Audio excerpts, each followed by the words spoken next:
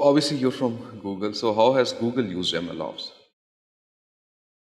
So Google has this policy of where it open sources a lot of the internal libraries or frameworks that are used.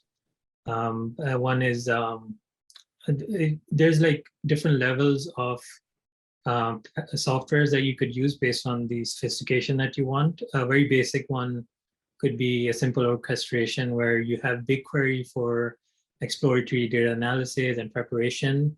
It can store structured or semi-structured data. Then a big part that we use internally and also is open source is AutoML, where it takes care of many of the activities of a machine learning team. And then what happens is here you inject data, it AutoML automatically trains data for you. And it offers a shortcut and accelerates a typical machine learning project and the tasks. For example, data exploration, feature engineering, model selection, model training, evaluation, and then even deploying and giving you a service or API to call. So AutoML is one of the biggest software frameworks that are used in machine learning that automates a lot of the pipeline.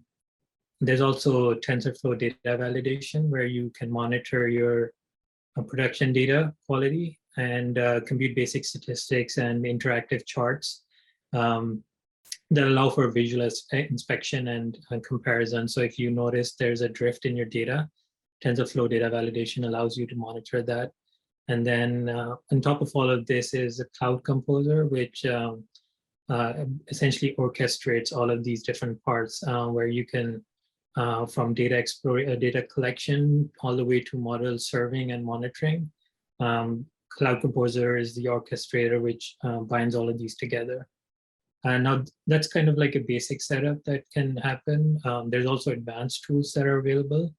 For example, you have Kubeflow, which is a Kubernetes native machine learning toolkit.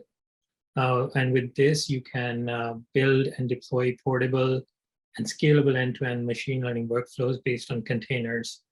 And another one is TFX, which was recently made open source, which is it's a configuration that provides components to define, launch, and monitor TensorFlow-based models, and does a lot of the model training and prediction and the serving parts for you.